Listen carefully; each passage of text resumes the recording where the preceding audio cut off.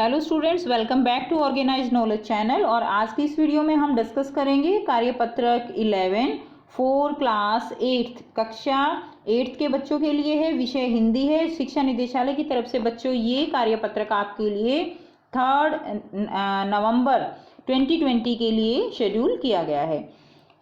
Start करते हैं। पिछली शताब्दी में पत्र लेखन ने एक कला का रूप ले लिया।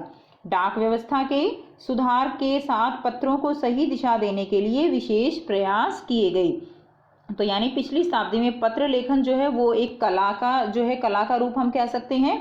और इसके लिए डाक व्यवस्था ने भी इसको सही दिशा देने के लिए विशेष प्रयास किए गए।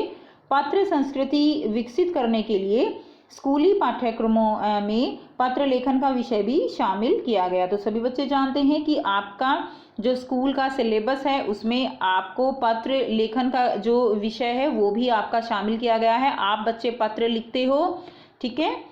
भारत ही नहीं, दुनिया के कई देशों में ये प्रयास चले और विश्व डाक संघ ने अपनी ओर से भी काफ़ी प्रयास किए। विश्व डाक संघ की ओर से 16 वर्ष से कम आयु वर्ग के बच्चों के लिए पत्र लेखन प्रतियोगिताएं आयोजित करने का सिलसिला सन 1972 में शुरू किया गया।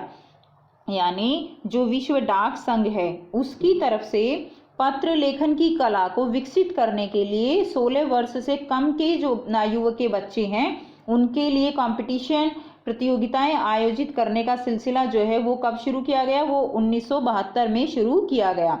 यह सही है कि खास तौर पर बड़े शहरों और महानगरों में संचार के साधनों के तेज विकास तथा अन्य कारणों से पत्रों की आवाजाही वो प्रभावित हुई है।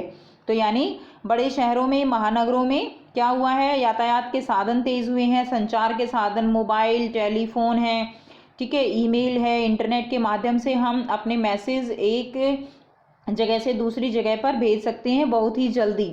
तो ये महानगरों में सिलसिला जो है वो बहुत ज़्यादा हुआ है, जिसके कारण बच्चों पत्र लेखन की कला जो है वो कम हुई है और पत्रों की आवाजाही वो प्रभावित हुई है। पर देहाती दुनिया क्या होती है? यानी गांव की जो दुनिया है वहाँ आज भी चिट्ठियों से ही चल रही है। फैक्स, ईमेल, टेलीफोन तथा मोबाइल ने चिट्ठियों की तेजी को रोका है, पर व्यापारिक डाक की संख्या जो है वो लगातार बढ़ रही है। तो यानी जो पत्र हैं उनका जो आवाजाही है वो किसने ले ली है? उसकी जगह फैक्स होते हैं, ईमेल है, टेलीफोन, मोबाइल।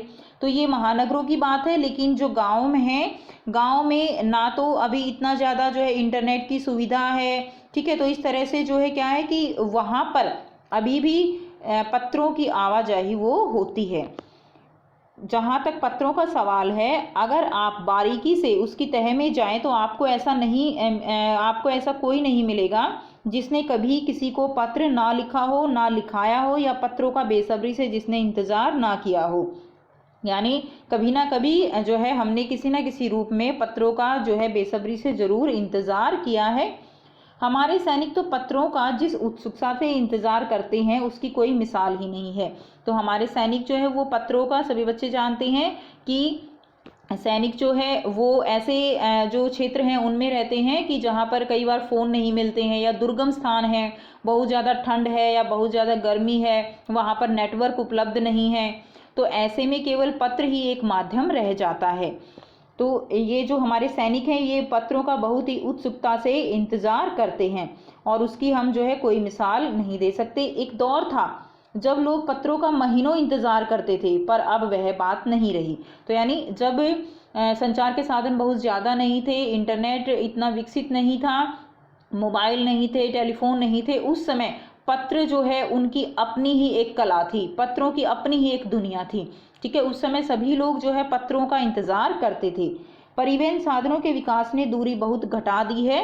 अब परिवहन के साधन जो है वो पूर्ण रूप से विकसित हैं, तो बहुत लोग जो है वो पत्र लिखने की बजाय एक दूसरे से मिल लेते हैं क्योंकि समय बहुत कम लगता है। पहले लोगों के लिए संचार का इकलौता साधन चिट्ठी ही थी, पर आज और भी साधन विकसित हो चुके हैं। तो पहले जो है संचार का साधन केवल क्या थी? चिट्ठी थी। लेकिन अब जो है क्या हो गया है? अब मोबाइल, फैक्स, ईमेल, ये सब जो है साधन विकसित हो गए हैं। तो बच्चों ये कुछ शब्दार्थ दिए गए हैं।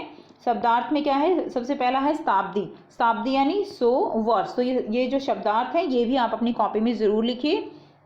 नेक्स्ट है प्रयास, प्रयास क्या होता है? कोशिश। नेक्स्ट है संस्कृति, संस्कृति क्या होती है? परंपरा। विकसित, विकसित यानी बढ़ावा देना। आवाजाही यानी आना जाना। देहाती यानी गांव की या ग्रामीण। तह यानी गहराई, ठीक है ना, कि किसी बात की तह में जाना यानी किसी भी बात की गहराई में जाना। मिसाल, मिसाल यानी उदाहरण। नेक्स्ट है परिवहन, परिवहन क्या होता है? यातायात। अब देखिए गद्यांश के आधार पर निम्नलिखित प्रश्नों के उत्तर दीजिए। तो कुछ प्रश्न दिए गए हैं जिनके उत्तर जो है आपको करने हैं। तो पहला प्रश्न क्या है हमारा? पत्र संस्कृति विकसित करने के लिए क्या क्या किया गया? तो पत्र जो है संस्कृति उसको विकसित करने के लिए क्या क्या किया गया है?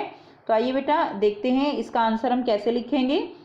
हमने अभी ऊपर पढ़ा था कि पत्र संस्कृति को विकसित करने के लिए स्कूली पाठ्यक्रम में जो पाठ्यक्रम है उनमें पत्र लेखन का विषय जो है वो शामिल किया गया। तो आप जो है यहाँ से इसको लिखेंगे, पत्र संस्कृति विकसित करने के लिए स्कूली पाठ्यक्रमों में पत्र लेखन का विषय भी शामिल किया गया। ठीक है, सेकंड पॉइंट आप लिखेंगे विश्व डाक संघ ने, ठीक है, विश्व डाक संघ ने अपनी ओर से भी काफ़ी प्रयास किया और विश्व डाक संघ की ओर से 16 वर्ष से कम आयु वर्ग के बच्चों के लिए पत्र लेखन प्रतियोगिताएं आयोजित करने का सिलसिला सन 1972 में ही शुरू हो गया। तो बेटा आप चाहें तो केवल एक ही पॉइंट भी लिख सकते हैं या आप दोनों पॉइंट भी बता सकते हैं। तो आप जो है अपनी इच्छा अनुसार इस क्वेश्चन का आंसर लिख दीजिए, या तो दोनों पॉइंट लिख दीजिए क्योंकि दोनों ही प्रयास हैं, या आप एक पॉइंट से भी जो है यहाँ पर एक पॉइंट भी लिख सकते हैं कि केवल स्कूली पाठ्यक्रमों में पत्र लेखन का विषय जो है वो शामिल किया गया है। नेक्स्ट देखिए क्वेश्चन नंबर 2 है यहाँ पे, विश्व डाक संघ द्वारा क्या शुरू किया गया और कब शुरू किया गया? तो विश्व डाक जो है उसके संघ द्वारा क्या शुरू किया गया? तो यहाँ से जो है आप लिखेंगे, यही इसका उत्तर होगा क्वेश्चन नंबर 2 का। विश्व डाक संघ की ओर से 16 वर्ष से कम आयु वर्ग के बच्चों के लिए पत्र लेखन प्रतियोगिताएं आयोजित करने का सिलसिला सन 1972 से शुरू किया गया। एज इट इज आंसर दिया गया है।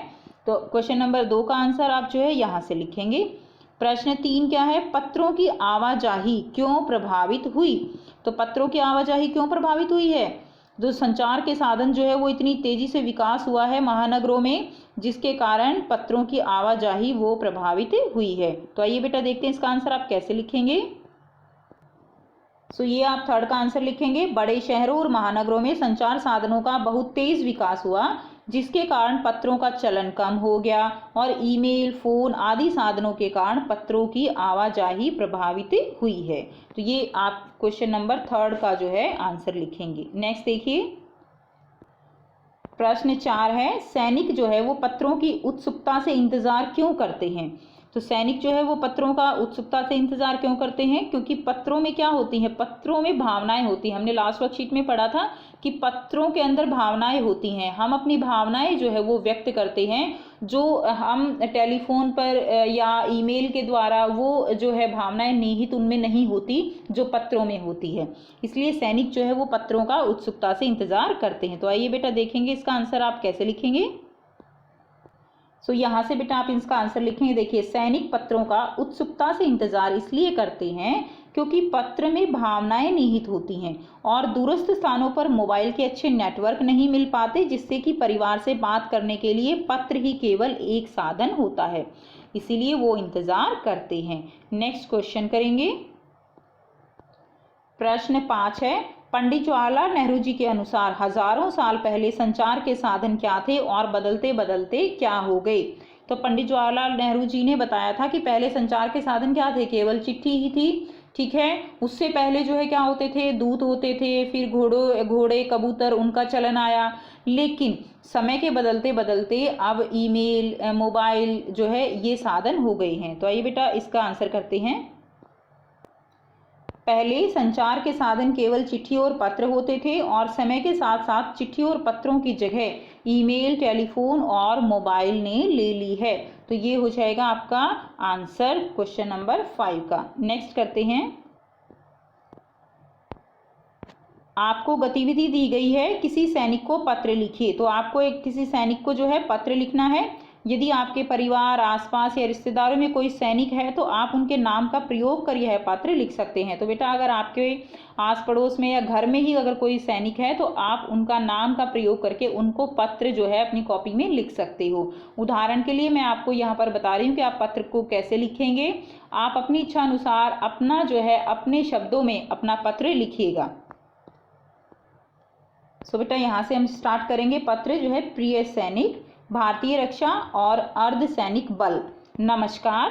ठीक है, उसके बाद मुझे यह पत्र लिखने में बहुत खुशी हो रही है। आप सभी हमारे देश की रक्षा करने में अपनी जान तक की परवाह नहीं करते। भारत के हर एक इंसान को आप पर बहुत गर्व है। मेरे पत्र लिखने का मुख्य उद्देश्य यही है कि मैं आपको मेरे और मेरे परिवार की तरफ से धन्यवाद करना चाहता हूँ। हम सभी आपके कारण गर्वित महसूस करते हैं। जो आप जैसे सैनिक हमारे देश की रक्षा करते हैं। हम जो यहाँ आज इतनी आज़ादी और सुरक्षा के साथ अपना जीवन यापन कर रहे हैं वो सब आपकी बदौलत है। आप हमारे देश की शान हो। मैं पूरे दिल से विनम्रता से, ठीक है, आपको हाथ जोड़कर नमन करता हूँ, धन्यवाद करता हूँ। तो ये पत्र जो है बेटा आप लिखेंगे। इसके अलावा आप इसमें कुछ और भी ऐड करना चाहते हो तो आप वो भी ऐड कर सकते हो। तो ये थी बच्चों आपके आज की हिंदी की वर्कशीट। आज बेटा आपको 2 वर्कशीट करनी है, एक हिंदी की वर्कशीट करोगे और एक आप मैथ्स की जो है वर्कशीट करोगे। तो ये थी बच्चों आपकी आज की हिंदी की वर्कशीट। आई होप बेटा आपको वर्कशीट क्लियर है। कोई भी प्रॉब्लम है आप कमेंट करके पूछ सकते हो। वीडियो अच्छी लगी तो लाइक शेयर जरूर कीजिए, चैनल को सब्सक्राइब कीजिए and thanks for watching. Have a nice day.